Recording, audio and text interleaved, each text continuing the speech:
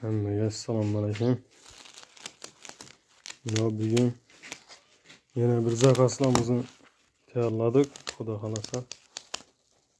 Ertaga olib borib Juvandir degan yere Xudo xolasa borib uramiz bular endi.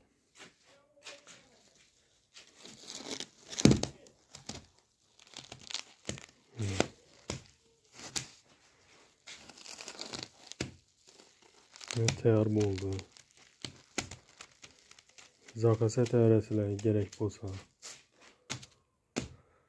Bu Juvandir degan yere gitadi endi ertaga.